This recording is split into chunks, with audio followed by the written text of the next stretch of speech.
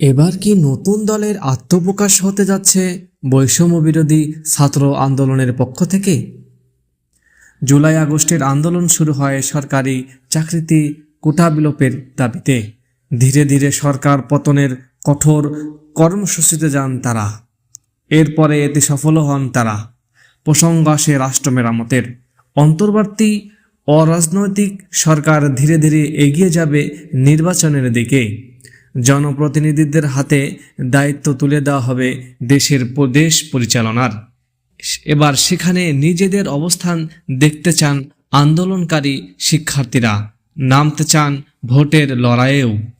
জানা গেছে আগামী 2 মাসের মধ্যে আত্মপ্রকাশ করবে জুলাই আন্দোলনে নেতৃত্ব দেওয়া শিক্ষার্থীদের রাজনৈতিক দল। বিদ্যমান দলগুলোর তুলনায় বৈশিষ্ট্য এই সংগঠন পৃথক হবে বলে তারা জানিয়েছেন। দলের সম্ভাব্য নাম হতে পারে জনশক্তি, তবে সবার মতামত নিয়ে এটি পরিবর্তনও হতে পারে। ছাত্রনেতারা আরও জানান, জনগণের আস্থা অর্জন করাই হবে নতুন দলের প্রধান লক্ষ্য।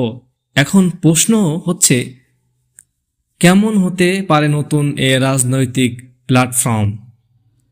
ছাত্রনেতারা বলেছেন, এতদিন যে ধরনের রাজনীতি সবাই দেখেছেন তারা তার ব্যতিক্রম হবেন। বিষয়টি নিয়ে জাতীয় নাগরিক কমিটির আহ্বায়ক নাসিরউদ্দিন পাটোয়ারী বলেন, নতুন এই দল হবে নতুন আঙ্গিকে। এখানে সাংবিধানিক ফাঁসিবাদী কাঠামো থাকবে না। ফাঁসিবাদের বিরুদ্ধে সাংস্কৃতিক আন্দোলনের প্রয়োজন তথা উপদেষ্টা পূরণে যেসব সমস্যা, টেন্ডারবাজি, চাঁদাবাজি, জন আকাঙ্ক্ষার বিপরীতে গিয়ে কিংবা কোনো রাষ্ট্রের এজেন্ডা নিয়ে যেসব দল পরিচালিত হয়ে আসছে, আমরা সেসবের মধ্যে যাব না। জাতীয় নাগরিক কমিটির মুখপাত্র সার্জিস আলম বলেন, নতুন যে রাজনৈতিক দল আসবে আমরা আশা করছি তারা কথার মধ্যে সীমাবদ্ধ থাকবে না, কাজের মাধ্যমে প্রমাণ দেবে। এই দলকে জনগণের প্রত্যাশা বুঝতে হবে। বিগত সময়ে ক্ষমতা কুখ্যাত করে রাখার জন্য দলগুলো জনগণের প্রত্যাশা বুঝত না। আশা করি এই দলগুলো তেমন হবে না। বৈষম্য বিরোধী ছাত্র আন্দোলনের আহ্বায়ক হাসনাত আবদুল্লাহ বলেন, দেশের মানুষ যদি চায় আমাদের রাজনৈতিক দল তৈরি করা উচিত, তাহলে অবশ্যই আমরা এটি নতুন দলে পাবলিক বিশ্ববিদ্যালয়ের পাশাপাশি যুক্ত হবেন প্রাইভেট বিশ্ববিদ্যালয়ের শিক্ষার্থীরাও। আসছে সংসদ নির্বাচনে অংশ নেওয়ার পরিকল্পনাও তাদের।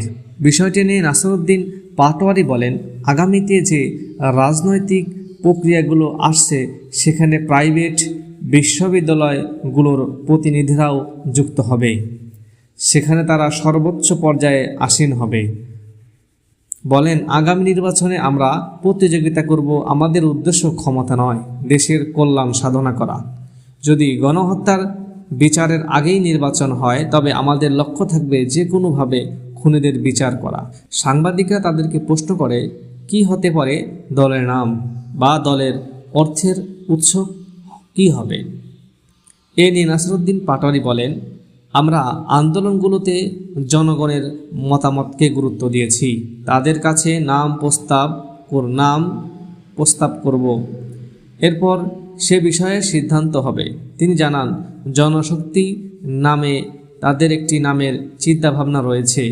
অর্থের উৎসের বিষয়ে তিনি বলেন, আমরা ক্রাউড ফান্ডিংয়ের অর্থাৎ মানুষের কাছ থেকে অর্থ সংগ্রহর দিকেই যাব।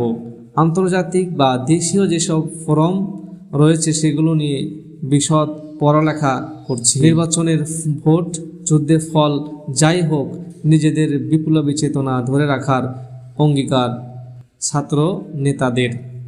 জানালেন, রাজনৈতিক জোটেও যোগ দিতে পারেন তারা।